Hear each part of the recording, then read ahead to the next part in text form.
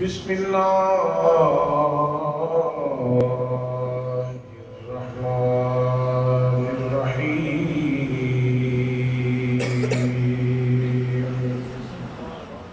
ان اللہ یرزق من یشاء بغیر حساب صدق اللہ مولانا العظیم وصدق رسولہ النبی الکریم الامین الرؤوف الرحیم الصلاۃ والسلام علیک یا سیدی یا رسول اللہ وعلی آلک واصحابک یا قائد الغر المحجلین۔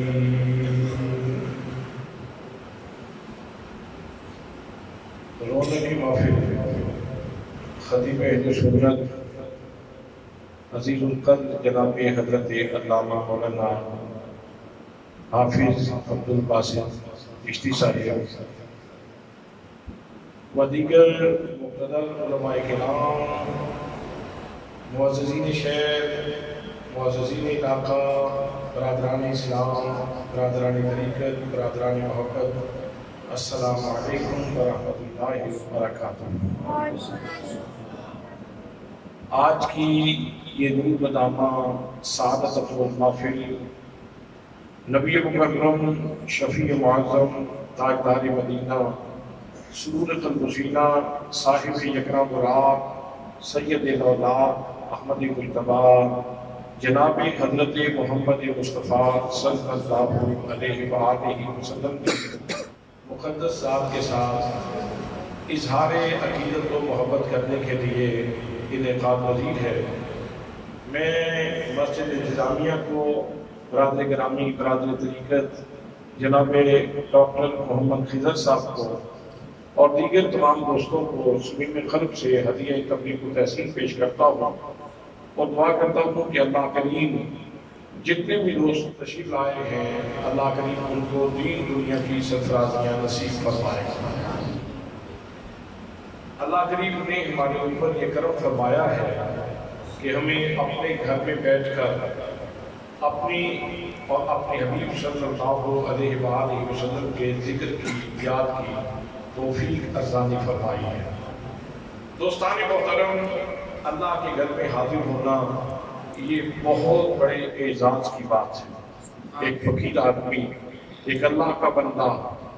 ایک اللہ کی تڑپ رکھنے والا، محبت رکھنے والا بندہ جب مسجد میں آتا تو وضو کرنے کے بعد پھر اپنا سر آسمان کی طرف اٹھا کر کے کہتا، اپنے پاؤں پہ چل کے کون تیرے دروازے پہ آتا ہے؟ یہ تو تیرا کرم ہے جو مجھے اٹھا لاتا ہے۔ اپنے پاؤں پہ چل کے کون تیرے دروازے پہ آتا ہے؟ یہ تو تیرا کرم ہے جو مجھے اٹھا لاتا ہے۔ حضرات، آپ انتہائی خوشبخت لوگ ہیں کہ جن کو اللہ کریم کے کرم نے سہارا دیا ہے اور آپ اللہ کے گھر میں حاضر ہوئے ہیں۔ برادران اسلام، ماہ ربیع الاول میں ہر طرف ایک شادمانی کا سماں ہے، چراغاں ہی چراغاں ہے، روشنی ہی روشنی ہے، محبتوں کا اظہار ہے، الفتوں کا اظہار ہے، چاہتوں کا اظہار ہے۔ آخر اس کی وجہ کیا ہے؟ میرے دوستوں، میرے بھائیوں، اللہ کریم نے انسان کو دو چیزوں سے ملا کر کے بنایا، ایک انسان کا جسم ہے اور ایک انسان کی روح ہے۔ انسان کا جسم اللہ کریم نے اربع عناصر سے بنایا، آگ سے، پانی سے، ہوا سے، مٹی سے۔ ان چار عناصر سے اللہ کریم نے انسان کا جسم بنایا اور انسان کے جسم کی غذا کا اہتمام بھی پروردگار عالم نے اس زمین سے ہی کیا ہے۔ اور جہاں تک روح کا تعلق ہے تو روح یہ زمینی نہیں ہے، بلکہ اگر روح کے بارے میں پوچھیں تو روح حریم قدس سے آئی ہے، حریم ذات سے آئی ہے، حریم کبریا سے آئی ہے۔ اس کا اصل وطن، اس کا دیس وہ اللہ کریم کی بارگاہ ہے۔ وہ اللہ کریم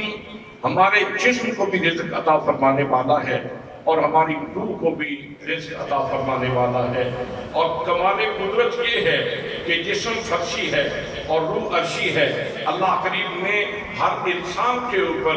اپنی صنائی اور اپنی خلاقی کا کمال اظہار فرمایا ہے کہ ایک انسان کو جب آپ دیکھتے ہیں تو اس کا ظاہر فرشی ہے، اس کا باطن عرشی ہے۔ ظاہر فرشی ہے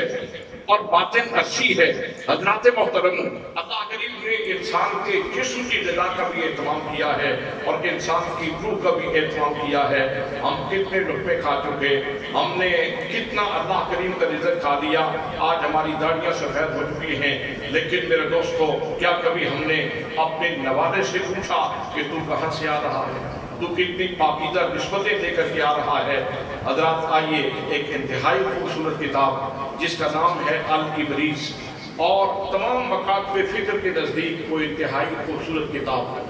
اور اس کے جو رائٹر ہیں وہ ملا احمد مبارک ہیں، اور اس میں ملفوظات جمع کیے گئے ہیں اللہ کے ایک بندے کے جن کا نام ہے حضرت شیخ عبدالعزیز دباغ رحمۃ اللہ تعالیٰ۔ شیخ عبدالعزیز دباغ رحمۃ اللہ تعالیٰ نے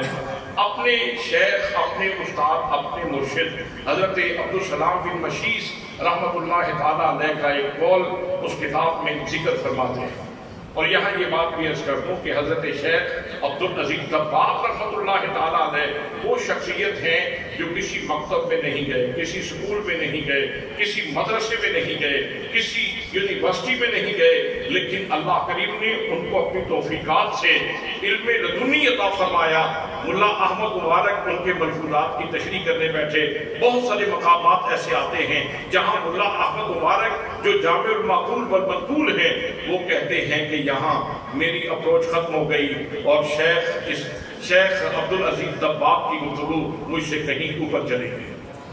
اتنے جامع قسم کے اور اتنے قیم قسم کے وہ بزرگ ہیں، وہ اپنے شیخ حضرت عبدالسلام بن مشیس کی بات کرتے ہیں۔ یہاں میں حضرت شیخ عبدالسلام بن مشیس کا تعارف بھی کروا دوں، ان کا مزار مراکو میں ہے۔ ہمارے مرشد گرامی حضرت قبلہ پیر محمد امین الاسرار شاہ صاحب سجادہ نشین آستانہ عالیہ بحیرہ شریف آپ ارشاد فرماتے ہیں کہ میں وہاں مراکو میں مراکش میں گیا ہوں، میرے ساتھ 15 سے 20 لوگ تھے،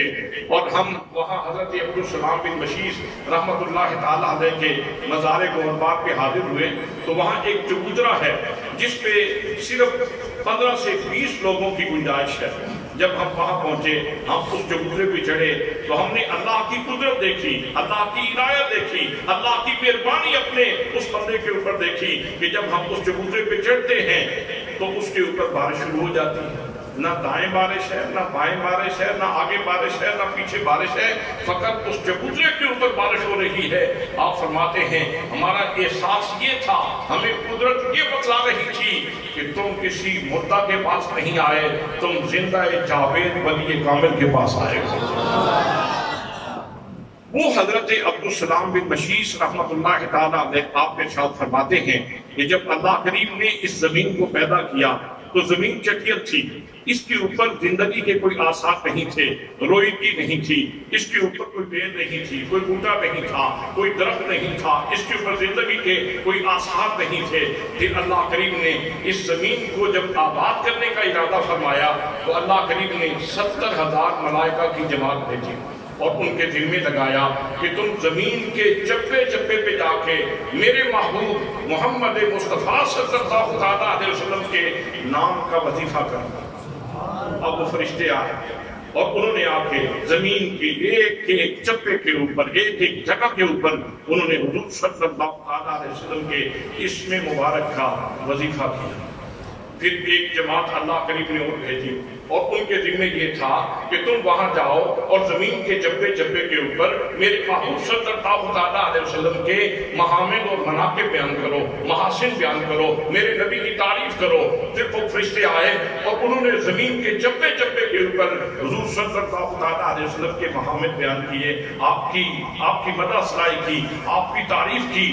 اور پھر اللہ کریم نے 70,000 ملائکہ کی ایک جماعت اور بھیجی اور ان کے دل میں یہ تھا کہ تم وہاں جا کے زمین کے چپے چپے کے اوپر میرے محبوب صلی اللہ علیہ وسلم کی ذات گرامی پہ درود و سلام کے ہدیے پیش کرو، درود و سلام کے نذرانے پیش کرو۔ پھر وہ فرشتے آئے اور انہوں نے حضور صلی اللہ علیہ وسلم کی ذات گرامی پہ درود پڑھا، سلام پڑھا۔ حضرات یہ 3 وظائف ہوئے، یہ 3 عمل ہوئے، اور پھر اللہ کریم نے اس زمین کے اوپر پانی کے چشمے جاری فرمائے، پھر دریا جاری ہوئے، پھر روئیتی کا سامان ہوا، پھر اس کے اوپر بیل اٹھے ہوئے۔ آج جتنا اناج آپ کے پاس پہنچ رہا ہے، چاہے وہ گندم کی صورت میں ہو، چاہے جو کی صورت میں ہو، چاہے مکئی کی صورت میں ہو، چاہے باجرے کی صورت میں ہو، چاہے چاول کی صورت میں ہو، چاہے خشک فروٹ کی صورت میں ہو، چاہے تر فروٹ کی صورت میں ہو۔ حضرات محترم، جب آپ کوئی بھی لقمہ لیتے ہیں اور لقمہ جب آپ اٹھا کے منہ کے قریب لاتے ہیں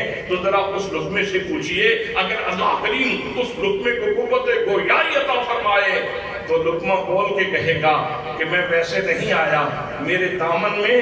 اسم محمد کی برکتیں بھی موجود ہیں، درود و سلام کی برکتیں بھی موجود ہیں، میرے دامن میں حضور صلی اللہ علیہ وسلم کی صفت و ثنا کی برکتیں بھی موجود ہیں۔ حضرات محترم، آپ اندازہ فرمائیں کہ اللہ کریم رازق تو ہے، رزق شام کو وہ ہے، اللہ کریم ہمیں رزق تو دینے والا ہے، لیکن اس نے کمال بندہ نوازی فرمائی، کمال کرم نوازی فرمائی کہ ہمیں جتنے رزق کے لقمے عطا فرمائے ہیں، ہر لقمے کے پیچھے اسم محمد کا اثر موجود ہے۔ اور حضرات، پانی کی حیثیت کیا ہے؟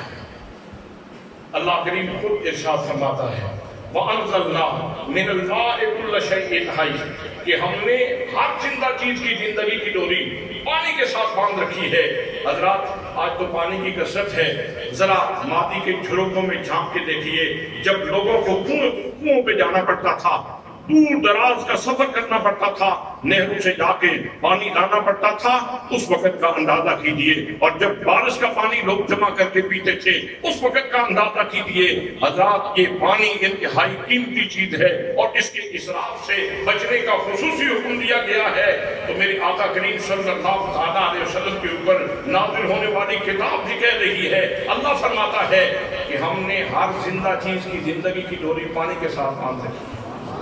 اور پانی جاری کیسے ہوا؟ سبحان اللہ، پانی جاری کیسے ہوا؟ حضور صلی اللہ علیہ وسلم کے اسم مبارک کی برکت سے،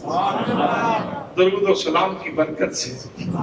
حضرات نبی پاک صلی اللہ علیہ وسلم کی تعریف کی برکت سے یہ پانی جاری ہوا۔ تو اس کا مطلب یہ ہے کہ اللہ کریم نے ہمیں یہ جو رزق عطا فرمایا ہے یہ کمال پاکیزگی کا حامل ہے، اور اس کا پس منظر انتہائی خوبصورت پس منظر ہے۔ حضرات، یہی تو وجہ ہے کہ جب ہم اس کے اوپر غور کرتے ہیں کہ ڈاکو بھی رزق کماتا ہے اور مزدور بھی رزق کماتا ہے،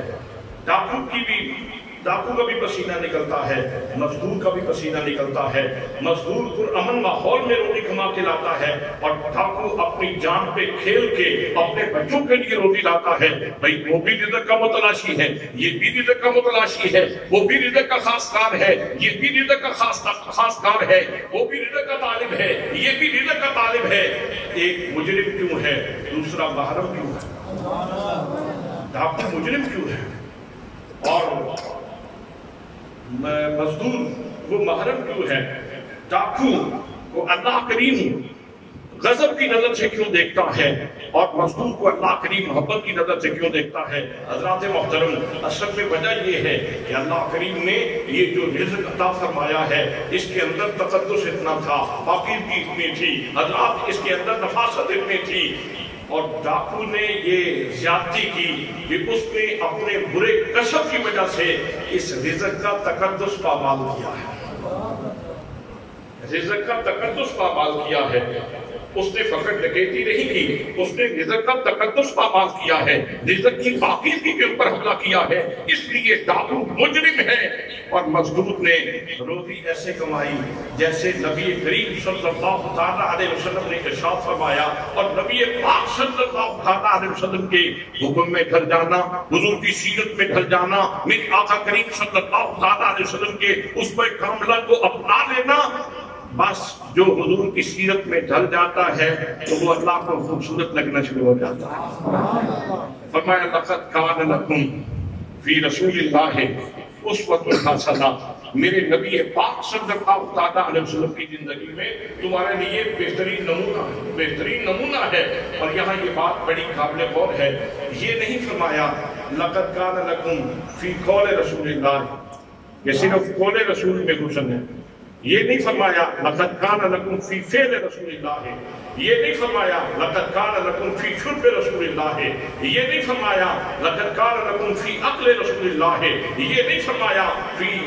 لقد کان لکم فی سیر رسول اللہ، یہ نہیں فرمایا لقد کان لکم فی نوم رسول اللہ، یہ نہیں فرمایا لقد کان لکم فی سفر رسول اللہ، یہ نہیں فرمایا لقد کان لکم فی حضر رسول اللہ، بلکہ یہاں فرمایا ہی جا رہا ہے لقد کان لکم فی رسول اللہ اسوۃ حسنہ، میرے پاک نبی صلی اللہ علیہ وسلم کی زندگی کی ہر حرکت میں تمہارے لیے حسن ہی حسن ہے۔ یہاں اسوہ کاملہ بھی نہیں کہا گیا، یہاں اسوہ حسنہ کہا گیا ہے۔ حسنہ کس کو کہتے ہیں؟ حضرات حسنہ کی تعریف یہ ہے، شیخ سراج الدین طوسی جو حضرت داتا گھنٹ بخش رحمت اللہ تعالیٰ علیہ کی شیخ ہیں، وہ فرماتے ہیں حسنہ ہر اس چیز کو کہا جاتا ہے جس کو اللہ کریم پیار کی نظر سے دیکھتا ہے، جس کو اللہ کریم، یہ بات فقط اس کو نظر دے گی جس کے سینے میں میرے رب کا پیار بستا ہے، جس کا سینہ الفت نگر ہے سائیں کا، مالک کا الفت نگر ہے جس کا سینہ، اس کو یہ بات پیار، یہ جو ہے وہ راحت دے گی اور تسکین دے گی کہ حضرات حسنہ ہر اس چیز کو کہتے ہیں جس کے اوپر اللہ کریم کی پیار کی نظر ہوتی ہے۔ اور یہاں یہ بات بھی عرض کر دوں کہ اگر آپ اللہ کریم سے چاہیں کہ میں مختصر ترین وقت میں دنیا اور آخرت کی ساری خیرات مانگ لوں، ہر بھلائی مانگ لوں، ہر خیر مانگ لوں، اگر آپ چاہتے ہیں کہ مختصر ترین وقت میں اللہ کریم کی بارگاہ سے میں دنیا کی بھی ساری نعمتیں مانگ لوں اور دنیا آخرت کی بھی ساری نعمتیں مانگ لوں، ایک چھوٹی سی دعا ہے وہ یاد کریں، ربنا آتنا فی الدنیا حسنۃ وفی الآخرۃ حسنۃ وقنا عذاب النار۔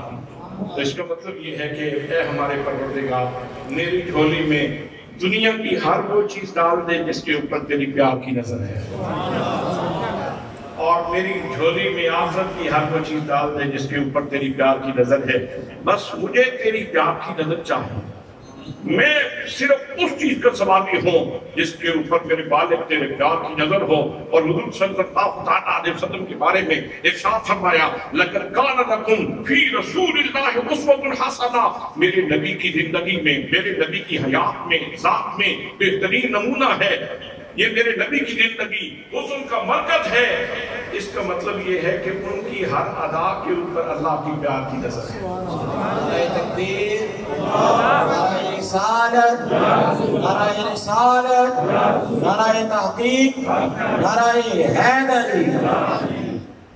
آپ کی ہر ادا کے اوپر اللہ کریم کی پیار کی نظر ہے، تو جو اس سانچے میں ڈھلتا چلا جاتا ہے اللہ کریم اس کو بھی پیار سے دیکھنا شروع کر دیتا ہے،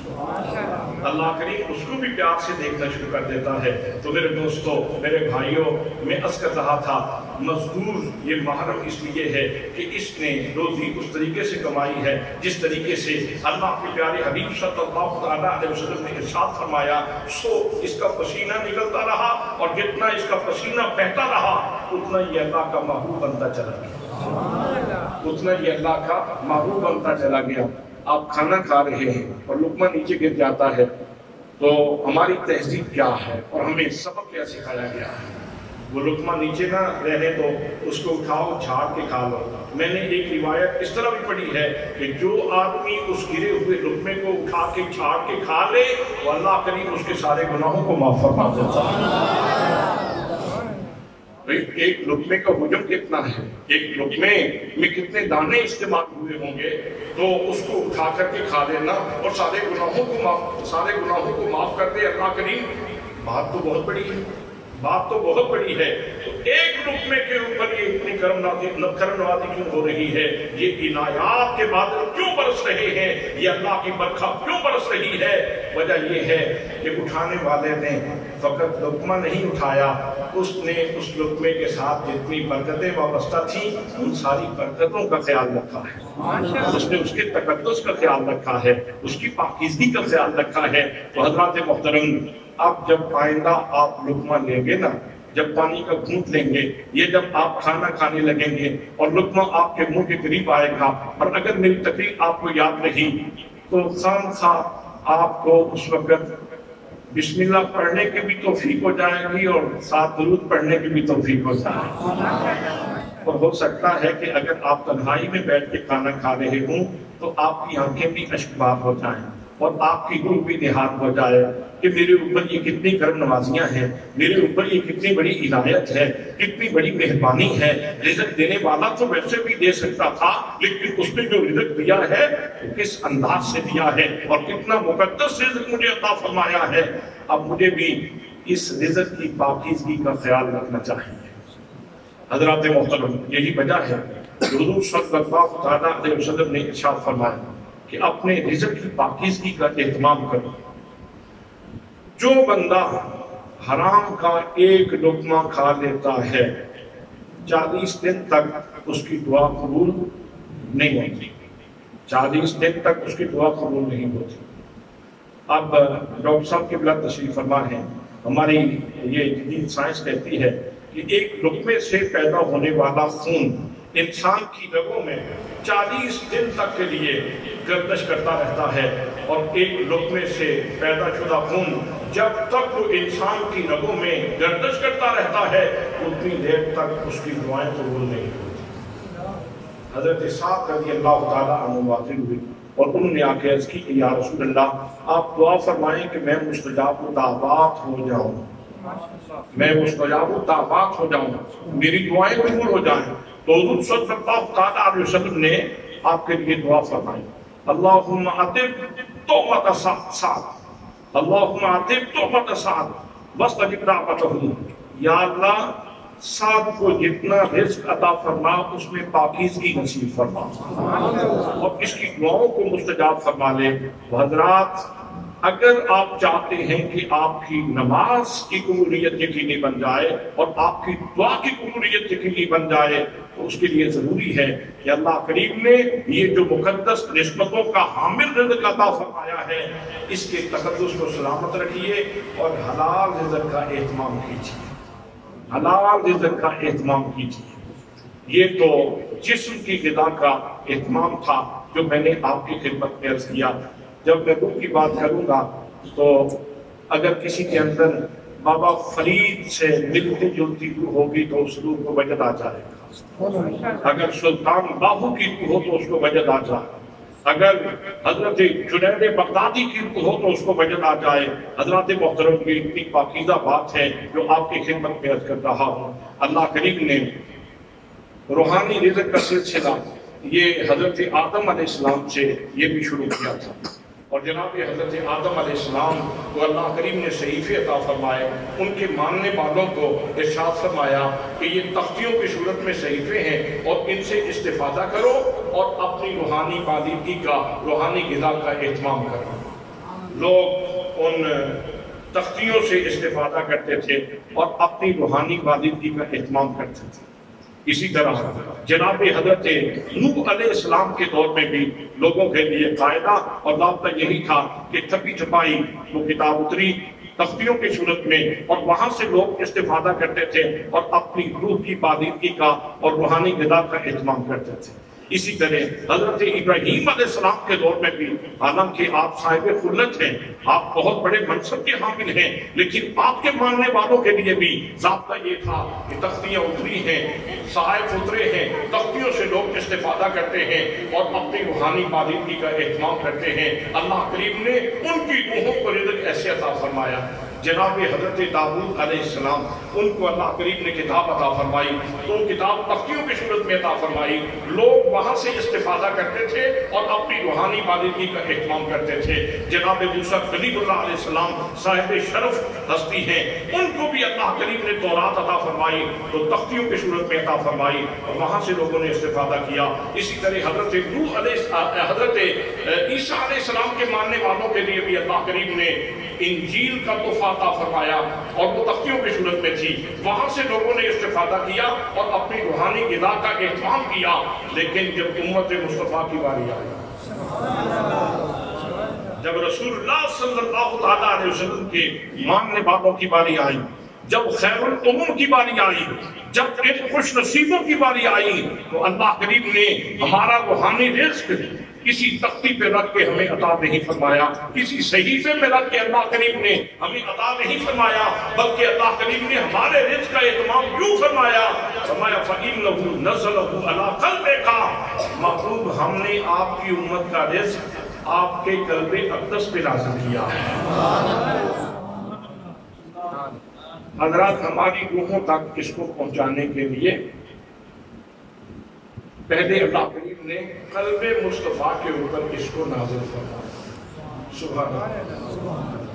قلب مصطفیٰ کے اوپر اس کو نازل فرمایا ہے۔ میں ایک بات عرض کروں کہ اسی وقت اگر اس مسجد میں کوئی دوست آپ میں زمزم شریف لے کے آتا ہے اور وہ آپ میں بانٹنا شروع کر دے،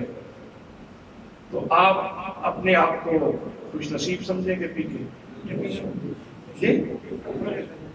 آپ یقیناً اپنے آپ کو خوش نصیب سمجھیں گے، اللہ کا شکر ادا کریں گے، بڑا اچھا دن تھا، اس دوست کے شکریہ ادا کریں گے، بھائی آپ کی بڑی مہربانی، اتنی مقدس چیز آپ نے ہمیں عطا فرما دی۔ اور اگر کوثر کا جام آپ کو مل جائے تو پھر اگر آپ کو، میں اگر سے بات کر رہا ہوں، اگر آپ کو کوثر کا جام مل جائے تو آپ اس کے اوپر اور زیادہ مسرور ہوں گے، کہاں میں اور کہاں کوثر کا جام۔ علماء کا اس کے اوپر محبت بنا اختلاف ہے، محبت بنا کہ زمزم افضل ہے یا حوض کوثر افضل ہے، زمزم کا شرف زیادہ ہے یا حوض کوثر کا شرف زیادہ ہے، لیکن اس بات پہ سب کا اتفاق ہے کہ زمزم کی فضیلت اپنی جگہ پہ، حوض کوثر کی فضیلت اپنی جگہ پہ، لیکن وہ پانی جو حضور صلی اللہ علیہ وسلم کی انگلیوں سے نکلا تھا وہ زمزم سے بھی افضل ہے، وہ حوض کوثر سے بھی افضل ہے۔ جو حضور صلی اللہ علیہ وسلم کی انگلیوں سے پانی جاری ہوا تھا وہ زمزم سے بھی افضل ہے، وہ حوض کوثر سے بھی افضل ہے۔ حضرات محترم، جو انگلیوں سے جاری ہوا وہ جسم کا رزق تھا اور آپ کی انگلیوں سے جاری ہوا، خوش بختو تمہیں جو عطا فرمایا جا رہا ہے نا رزق، روحانی رزق جو عطا فرمایا جا رہا ہے وہ انگلیوں سے نہیں دیا جا رہا، وہ قلب مصطفیٰ سے، سینہ مصطفیٰ سے دیا جا رہا ہے۔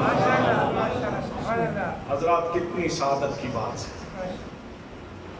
حضور صلی اللہ علیہ وسلم کے ملنے کے اوپر۔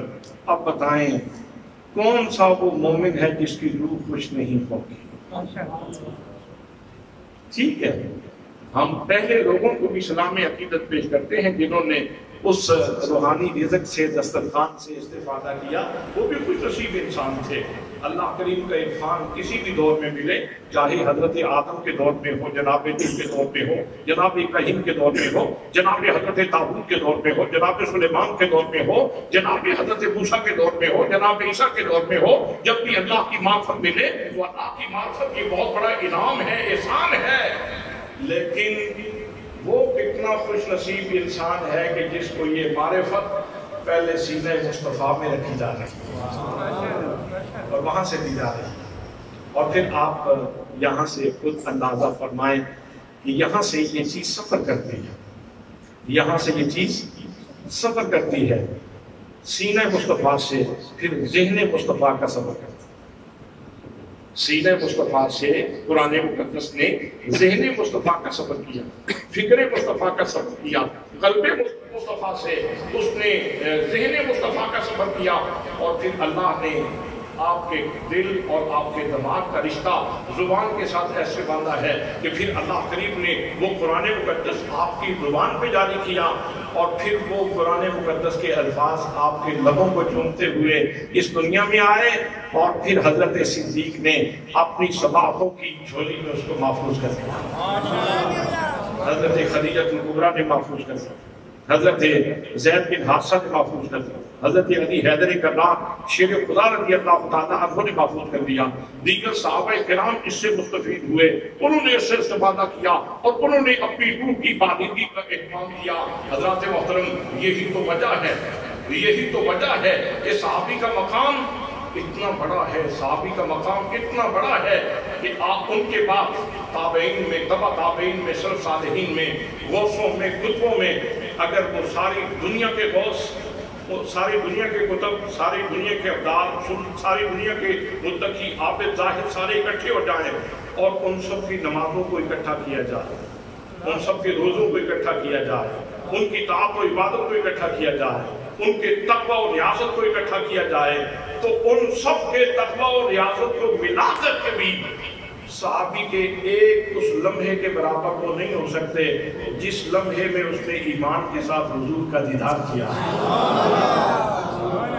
नारे तकबीर, नारे रिसालत, नारे तहक़ीक़, नारे हैदरी, आमदे मुस्तफ़ा, आमदे मुस्तफ़ा। अगर चेहरा मुस्तफ़ा को देखना, अगर चेहरा मुस्तफ़ा को देखना इतना फजीलत का बायस है और मकाम को इतना बुलंद कर देता है, तो हज़रात को क़ल्ब मुस्तफ़ा का फैज़ान जब उनको अता हुआ तो वो बुलंद से बुलंद तक होते चले गए। उन्होंने इसको से इज्जत पाई, इससे मर्तबा पाया, इससे मकाम पाया। तो अल्लाह करीम ने हमारे लिए जो हमारे रूहानी रिज़्क़ का इत्माम किया है, वो अल्लाह करीम ने हुज़ूर सल्लल्लाहु अलैहि वसल्लम के क़ल्ब अक़दस में रख के फिर हमें अता फरमाया है और फिर हुज़ूर सल्लल्लाहु अलैहि वसल्लम के लबे अक़दस को चूम के वो फिर आगे ज़माने में तक़सीम हुआ। हज़रत मियाँ साहब आरिफ़ खड़ी रहमतुल्लाह तआला अलैह ने क्या प्यार भरी बात इरशाद फरमाई। आप फरमाते हैं, कुछ सवाद ना मिस्री अंदर, कुछ सवाद ना मिस्री अंदर ते खंडा में चकते थियां, कुछ सवाद ना मिस्री अंदर ते खंडा में चकते थियां। इन्हां सारियां चीज़ां नालों गल्लां यार दियां मिठियां, इन्हां सारियां चीज़ां नालों गल्लां यार दियां मिठियां। हज़रत मोहतरम, आप खुद अंदाजा फरमाएं कि जब हुज़ूर सल्लल्लाहु अलैहि वसल्लम कुरान मुक़द्दस की तिलावत फरमाया करते थे तो उस वक्त मंजर क्या होता था, वो कितना कैफ अंगेज मंजर होगा, कितना राहत आवेज मंजर होगा कि जब हुज़ूर सल्लल्लाहु अलैहि वसल्लम कुरान की तिलावत फरमा रहे हैं। और एक मंजर मैं आपकी खिदमत में थोड़ा साज कर देता हूँ। मेरे आका करीम सल्लल्लाहु अलैहि वसल्लम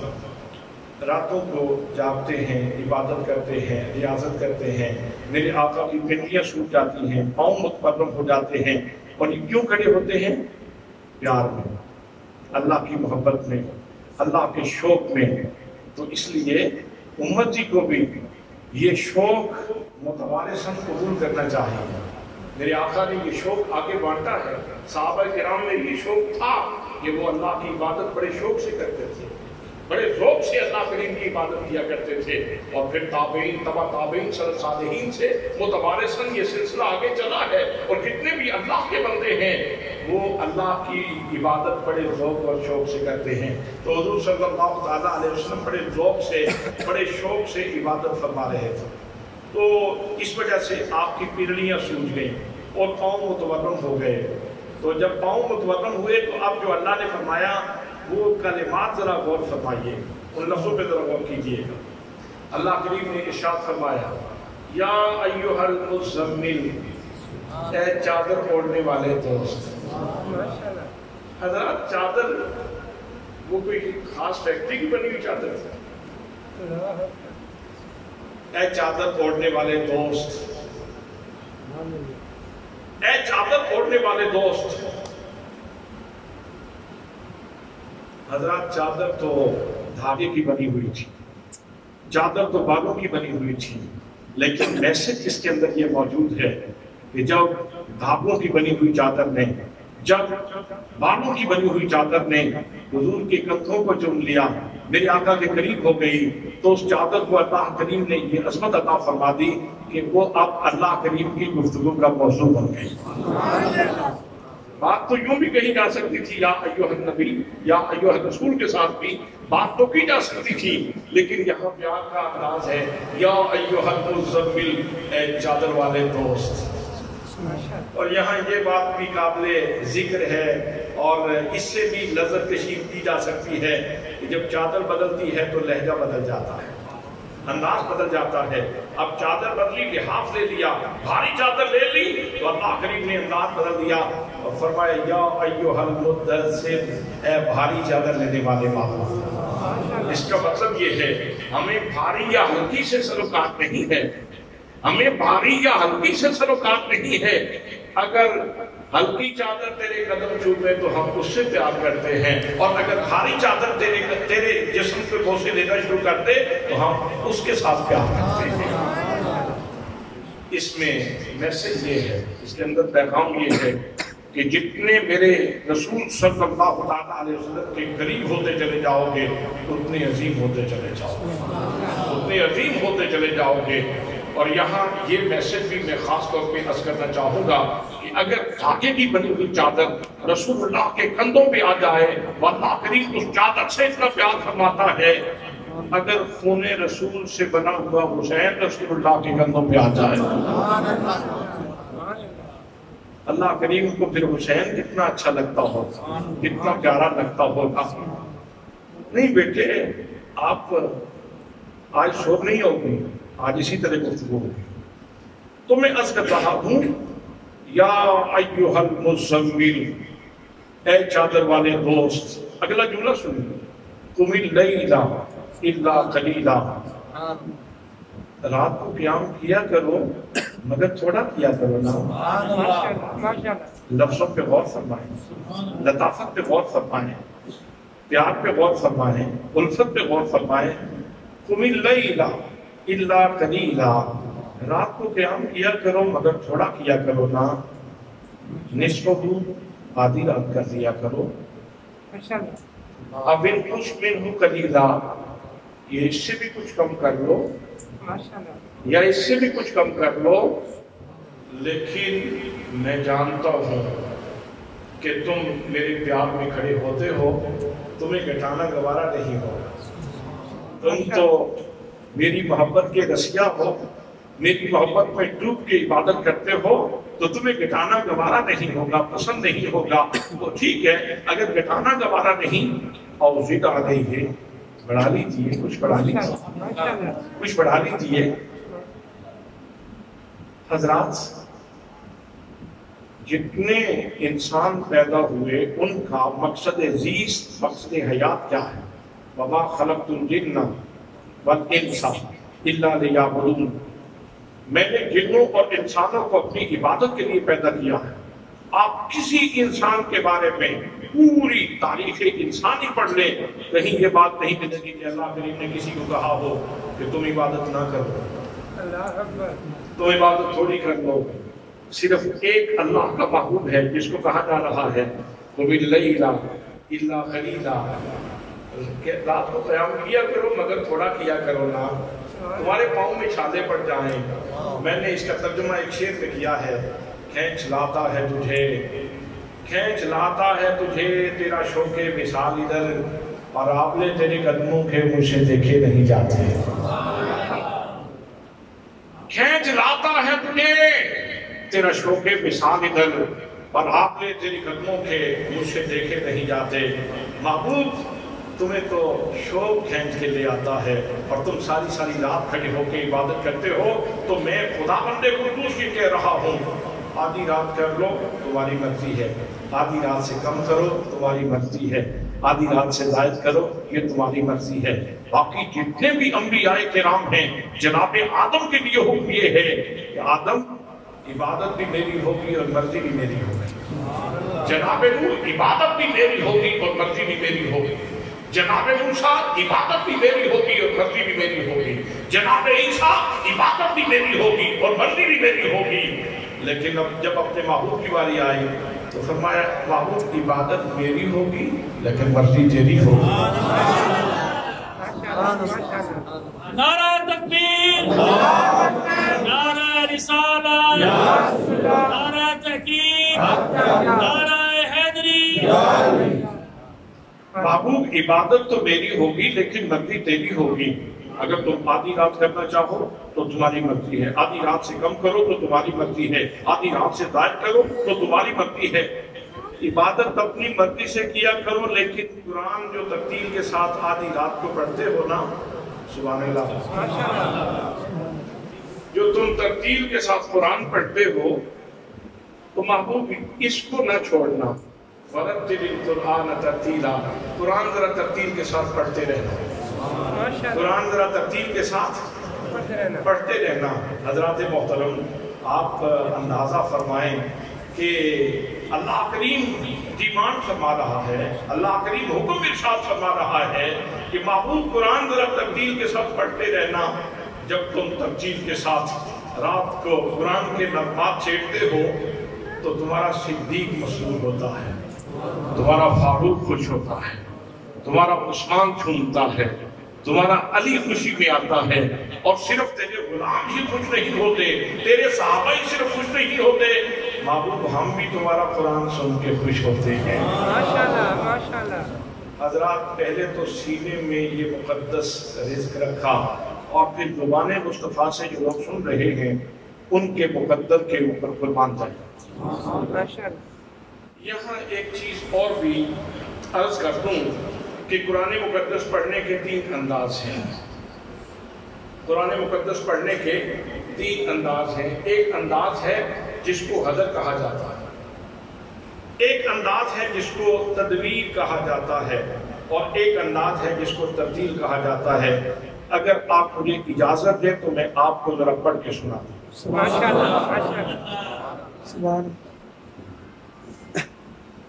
حضر میں پڑھیں تو قرآن مقدس کے پڑھنے کا انداز بڑا خوبصورت ہے، اور اگر تدبیر میں پڑھیں تو پھر بھی بڑا خوبصورت انداز ہے، اور ترتیل میں تو آپ اکثر قرآن سے سنتے رہتے ہیں، قاری باسط صاحب سے سنتے ہیں، قاری غلام رسول صاحب سے سنا کرتے تھے، قاری مشتاق انور صاحب سے سنتے ہیں، قاری علی اکبر نعیمی صاحب سے سنتے ہیں، قاری کرامت علی صاحب سے آپ سنتے ہیں، تو کتنے قراء ہیں جو ترتیل کے ساتھ قرآن پڑھتے ہیں۔ تو حضرات ذرا اندازہ فرمائیں، میں صرف فار ایگزامپل یہ چیز عرض کر رہا ہوں، وگرنہ جو میرے مصطفیٰ کا لہجہ ہے اس لہجے کے اوپر تو لہجہ داؤد بھی قربان ہونے کے لیے تیار ہے۔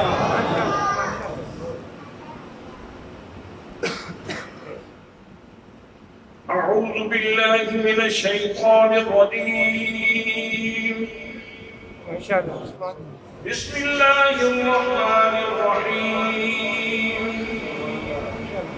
الحمد للہ رب العالمین الرحمن الرحیم مالک یوم الدین، ایاک نعبد و ایاک نستعین، اهدنا الصراط المستقیم صراط الذین انعمت علیہم غیر المغضوب علیہم ولا الضالین۔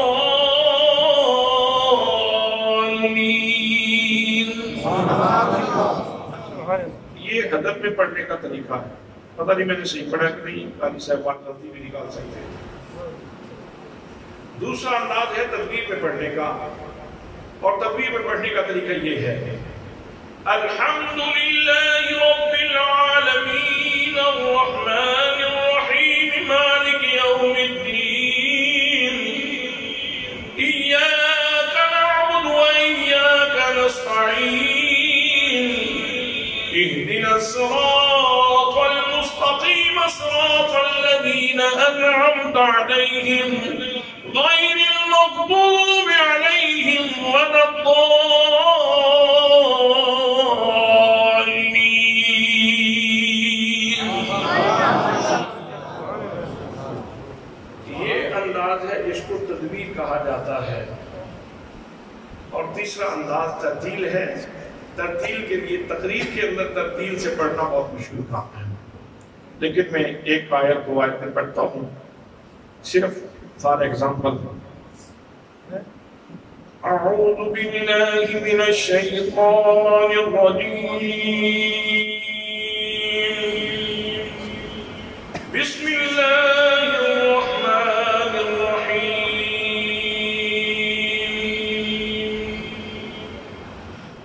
وَنُنَزِّلُ مِنَ الْقُرْآنِ مَا هُوَ شِفَاءٌ وَرَحْمَةٌ لِّلْمُؤْمِنِينَ وَلَا يَزِيدُ الظَّالِمِينَ إِلَّا خَسَارًا.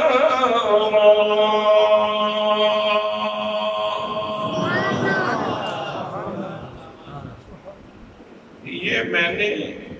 پڑھا ہے، اور تقریر کے دوران ترتیب سے پڑھنا آپ لوگ جانتے ہیں کہ ایک بہاؤ ہے، ایک تسلسل ہے گفتگو کا، اس کے اندر یہ پڑھنا مشکل ہے. لیکن یار یہ تو میں نے پڑھا ہے، اور یہاں کتنے قراء ایسے ہیں ہمارے پاکستان کے اندر، دوسرے ملکوں کے اندر، جب ان سے ہم قرآن سنتے ہیں تو روح جھوم جاتی ہے، روح وجد میں آ جاتی ہے. آپ خود اندازہ فرمائیں کہ اس وقت کا عالم کیا ہوگا جب میرے آقا ترتیل کے ساتھ قرآن پڑھتے ہوں گے. سننے والے کہتے ہوں گے کو سے قضا کے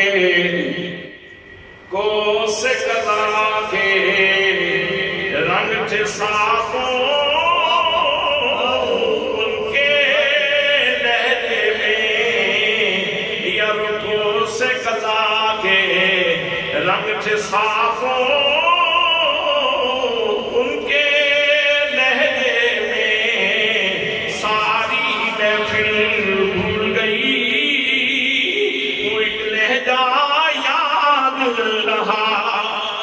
ساری دنیا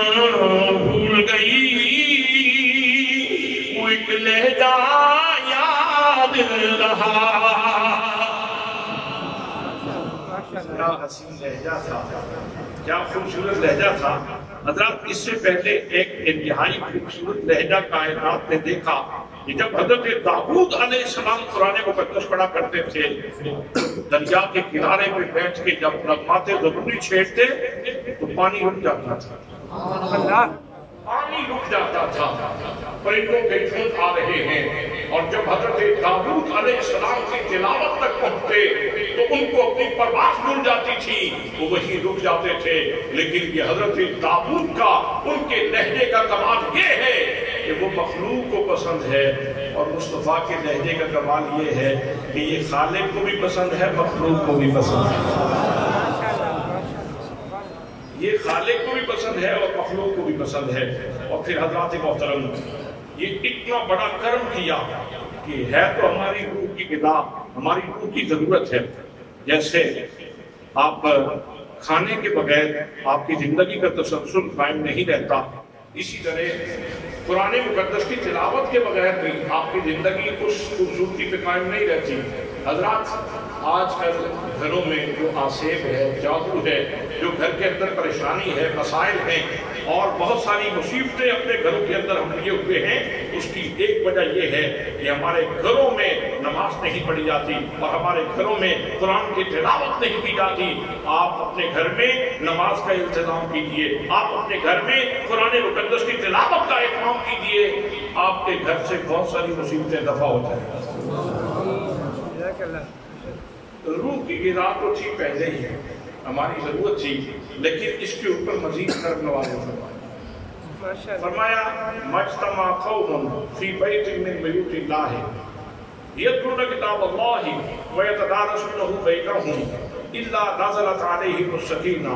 وغشیتہم الرحمہ وحفتہم الملائکہ وذکرہم اللہ فی من عندہ. فرمایا جو لوگ اللہ کے گھر میں جمع ہوں اور جمع ہو کے اللہ کے قرآن کی تلاوت کریں، قرآن مقدس کے اسرار سیکھیں، قرآن مقدس کے ضرور سیکھیں، قرآن مقدس کے حقائق سیکھیں، قرآن مقدس کے حقائق سیکھیں، تو ان کے اوپر اللہ کریم 4 انعام فرماتا ہے. ان کے اوپر اللہ کریم 4 انعام فرماتا ہے. پہلا انعام ہے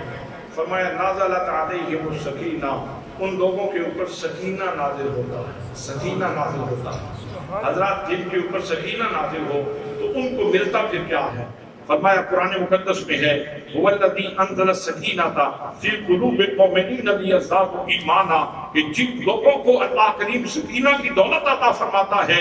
ان کے درجات ایمان بڑھ جاتے ہیں۔ آج ہم میں سے ہر بندہ اس چکر میں تو ہے کہ بینک بیلنس بڑھ جائے،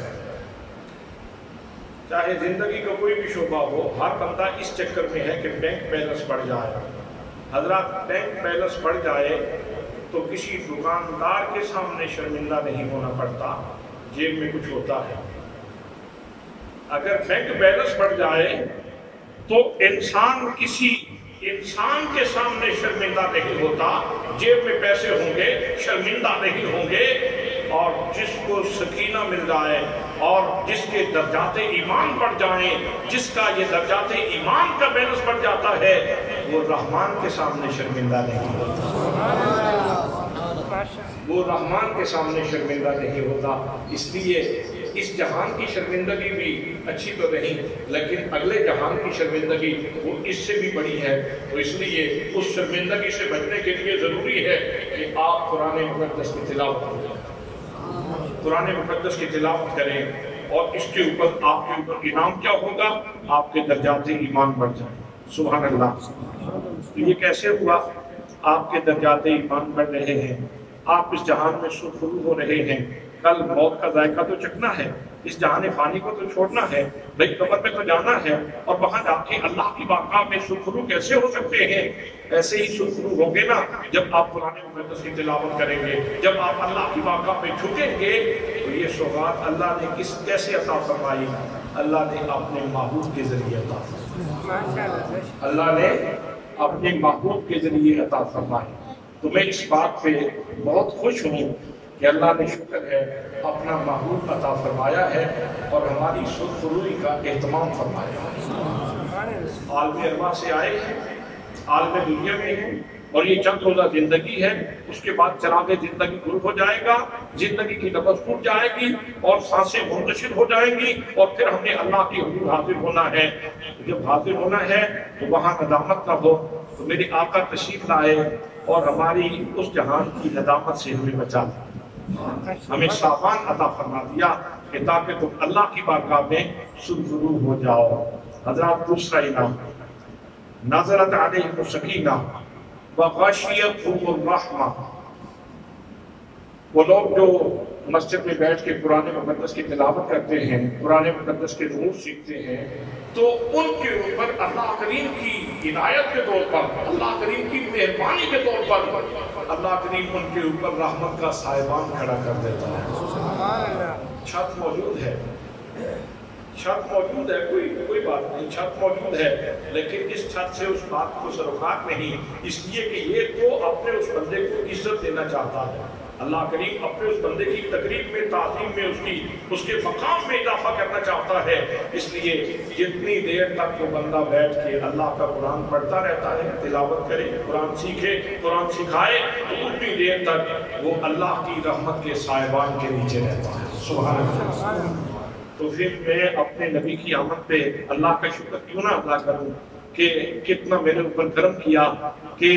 ایک ناقص انسان کو رحمت کے سائبان کے نیچے پہنچاتا ہے، رحمت کے سائبان کے نیچے پہنچاتا ہے۔ حضرات تیسرا انعام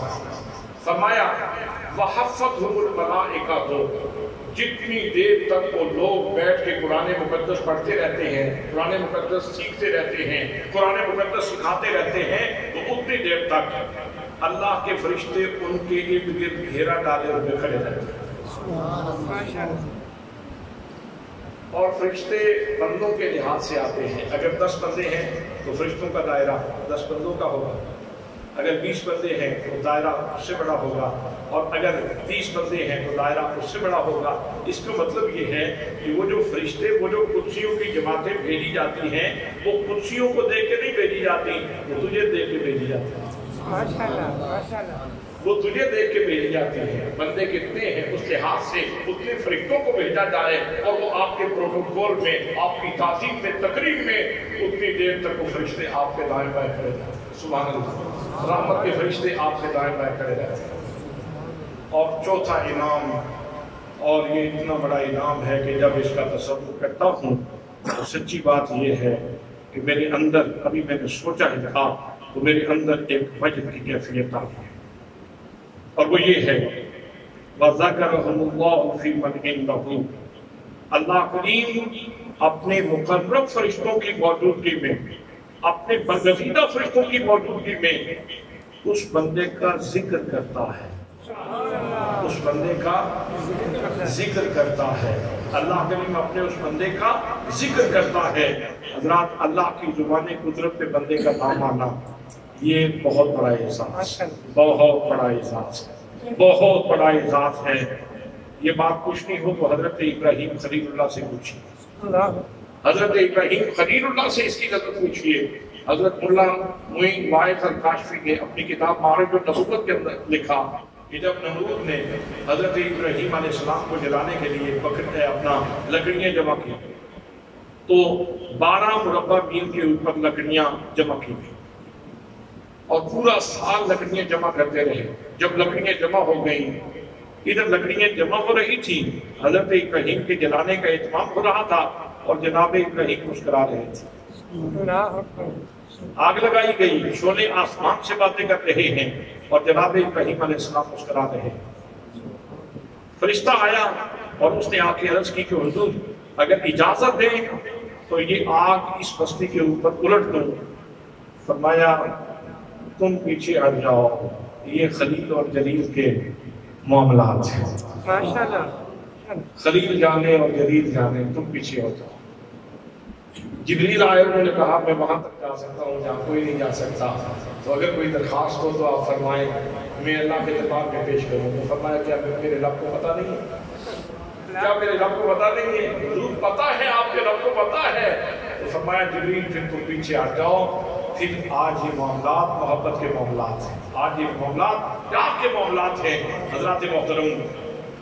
آج آسمانوں سے باتیں کر رہی ہے جناب ابراہیم علیہ السلام مسکرا رہے ہیں منجنیق میں رکھا گیا جناب ابراہیم علیہ السلام مسکرا رہے ہیں پھر جب پھینک دیا گیا اللہ نے فرمایا قلنا یا نارو کونی بردا وسلاما علی ابراہیم اللہ فرماتا ہے ہم نے کہا اے آگ میرے ابراہیم پہ ٹھنڈی بھی ہو جا اور سلامتی والی بھی ہو جا حضرات پھر اللہ کا حکم تھا اٹھتے تھے چھوڑے تھے لیکن بلند ہو کر پھول بن جاتے تھے بلند ہو کر پھول بن جاتے تھے گلزار بن گیا گلستان بن گیا اب حضرت ابراہیم کی چیخ نکل گئی حضرت ابراہیم رو پڑے اللہ نے فرمایا پیارے خلیل دشمن آپ کا اہتمام کرتا رہا تو مسکراتا رہا دشمن نے تجھے منجنیق میں بٹھایا تو مسکراتا رہا آگ آسمانوں سے باتیں کرتی رہی اور تو مسکراتا رہا اور جب دوست نے آگ کو گلزار بنا دیا تو تم نے رونا شروع کر دیا اگلا جملہ بڑے دھیان سے سنیے عرض کی یا اللہ یہ جو تو نے یا نارو کہا ہے نا تیرا روح سخن آگ کی طرف تھا اور تو نے آگ کو مخاطب کیا کاش تو یا ابراہیموں کہتا میں تیرے خطاب کی لذت بھی لے رہا ہوتا اور جل رہا ہوتا اللہ اکبر اللہ اکبر میں تیرے خطاب کی لذت بھی لے رہا ہوتا اور جل رہا ہوتا حضرات اللہ کریم کی زبان قدرت پہ بندے کا نام آنا یہ چھوٹے اعزاز کی بات نہیں ہے صرف آپ کو روح کی غذا نہیں دی جا رہی قرآن مقدس میں صرف آپ کو روح کی غذا نہیں دی جا رہی بلکہ آپ کے بخت سنوارے جا رہے ہیں جب آپ قرآن پڑھتے ہیں